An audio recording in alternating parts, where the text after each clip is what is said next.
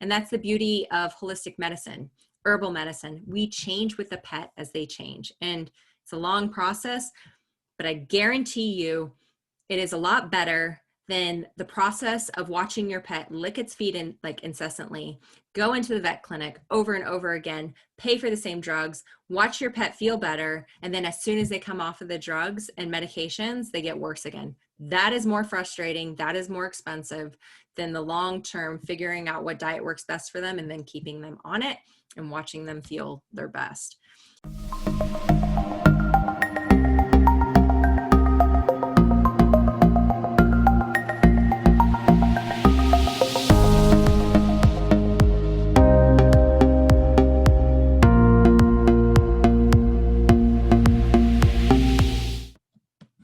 Hey, Natural Pet Tribe.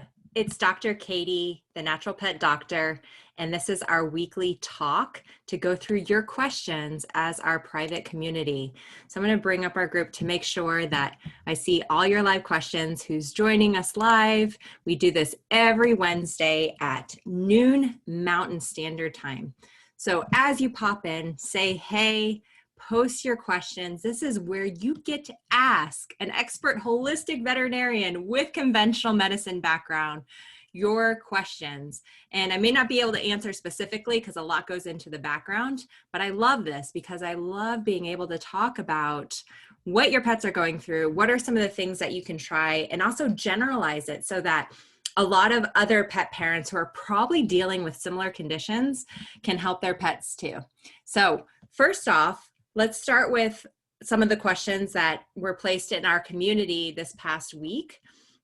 And I'll give people a few minutes to come in. I know it's a little bit delayed when we hit that live button. So I want to give people the opportunity to jump in.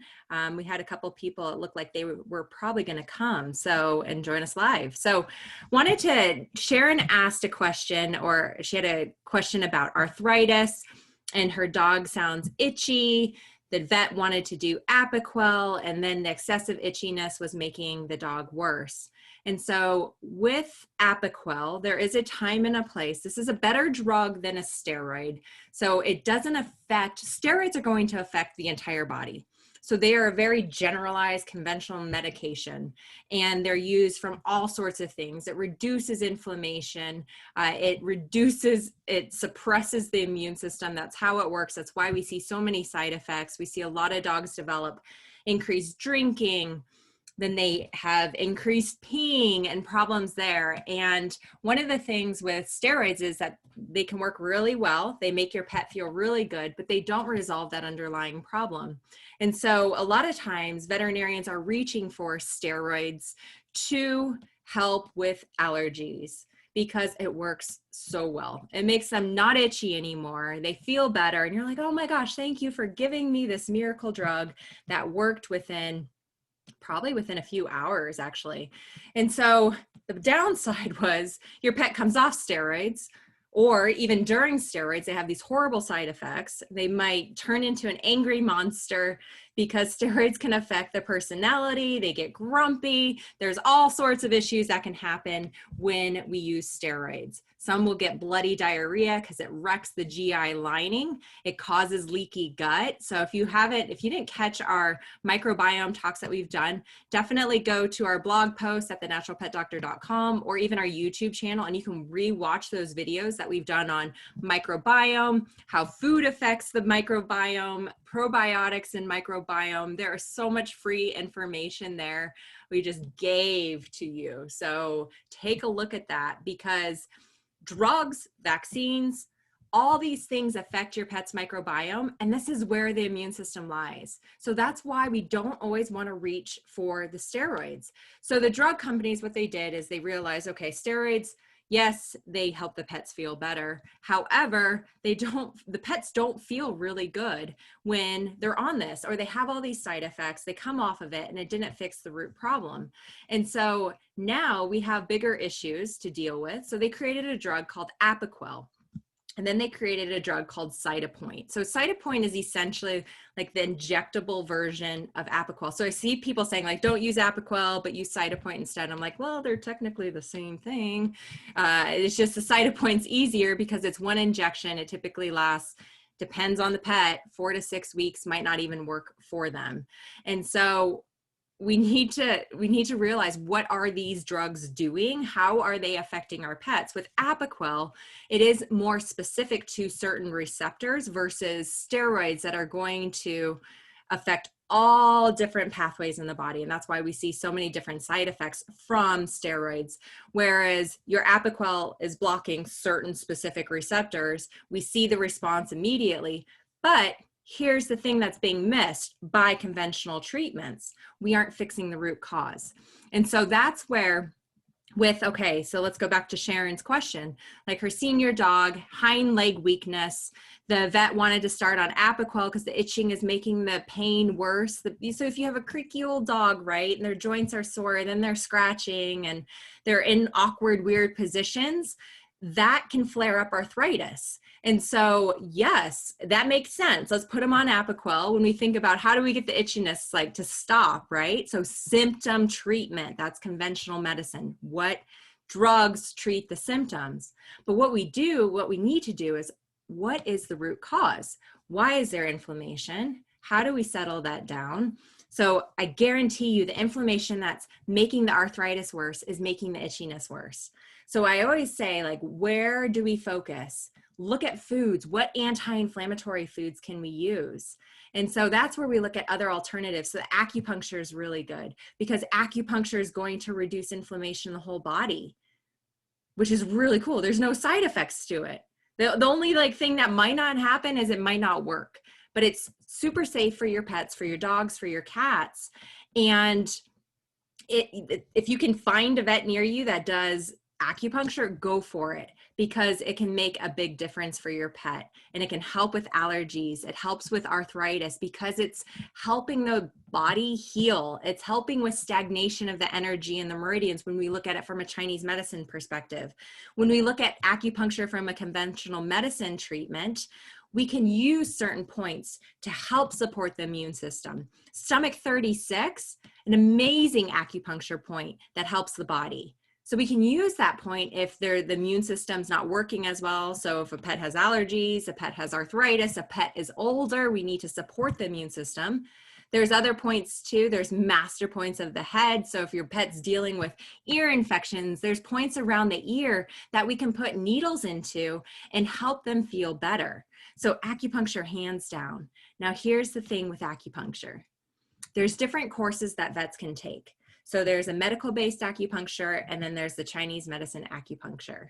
And here's my disclaimer. I took the medical-based one because I was in a position where the vets I worked with didn't believe in holistic medicine. I was like, I need to take acupuncture. I need to do this thing.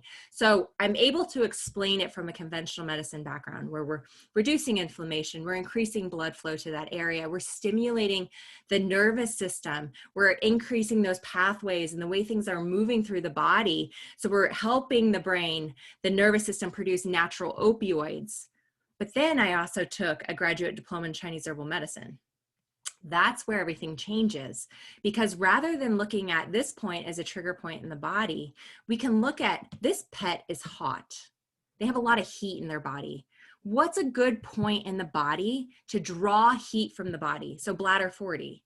So then now we can look at the pet from a completely different perspective and help them in a different way, but the points are the same.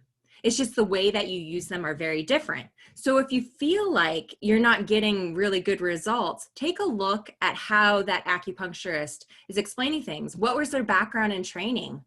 Are they just using the medical acupuncture, which is going to be more symptom-based? So those are things that we need to look at. Doesn't mean that they're bad or it might not help your pet, but if you're finding that you're stuck with something not working, either add in another modality. So then let's go back to itchiness, arthritis. So foods, what foods are anti-inflammatory? If we're feeding a kibble-based diet, kibble diets are warming to the body. They increase inflammation. It fans arthritis. It's just like us eating a lot of carbohydrates. So if you're eating a lot of crackers, or let's say we're eating like cow's milk, like dairy. Dairy is mucus forming. It increases inflammation in the body. We can look at the energetic properties of food, and we can use food as medicine. So if your pet has lots of inflammation, arthritis, allergies, we need to get them off kibble if we can, or we need to add these foods that are cooling to that kibble diet. So I know not everyone can get their pets off kibble, but I know you can add leafy, like steamed leafy greens. I always say leafy greens. So kale, spinach, romaine lettuce, you can add these to the food. So foods that are grown above ground have high water content. So your lettuces, they're crisp, right? You bite into them. Cucumbers. These are cooling foods that are safe for our pets. And some cats will eat these too. So you can use these for cats. I have a lot of cat patients that are on home cooked diets, and they eat vegetables. And we're using the vegetables as prebiotics to feed the gut health, to feed those good bacteria. And if that doesn't make sense, go back and watch our probiotic video. It's a blog post we just released today. You can find it also on our YouTube channel. And I believe it's also in our Natural Pet Tribe community. I believe I posted it after Saturday. So you could rewatch it, fast forward it, find the parts that work for you. Yes, it's a longer video, but there's a lot of good points about what food does to feed certain types of bacteria that are in your pet's gut. The microbiome is made up of trillions of bacteria, viruses that all work together, hopefully, to help reduce inflammation, support the immune system, keep the gut lining from being leaky and inflamed, so that things like food, bacteria, toxins aren't passing through the gut lining into your pet's bloodstream and are stimulating an immune response. So it's like an autoimmune response when our pets have leaky gut. When they have leaky gut, we see these other conditions happen. So looking at Sharon's comment, like there's so many different things that we can try. Food, supplements like curcumin to reduce inflammation, acupuncture, laser therapy, making sure our pets aren't overweight. So when our pets are overweight, that fat isn't just sitting there. It's actually releasing inflammation. So it's releasing inflammatory cytokines, and it's fueling the fire. And so we need to ensure that our pets are nice and lean. Now, when we look at overweight pets from a Chinese medicine perspective, a lot of times our pets are insulin resistant because they're being fed an inappropriate diet. So that would be a kibble diet, especially cats. Cats become insulin resistant really quickly when they're fed high carb diets, and it can be really difficult to get them to lose weight.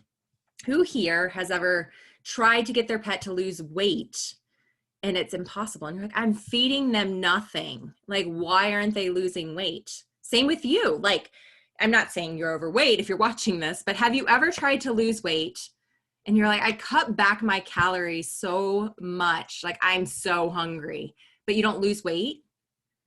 You're probably intaking too many carbohydrates, and your body actually might be in an insulin resistant state. So that's where we look at food as medicine. How do we heal the body? What are the ratios of carbs, fats, proteins that we thrive at, but also for our pets? And when we start feeding them those appropriate proteins, fats, reducing the carbs, or feeding the right starches, so we're using them as a prebiotic to feed the good gut bacteria versus that is the mainstay of their food, the fat melts away. We call it dampness in Chinese medicine. And the reason why it goes away is because we fix the root cause.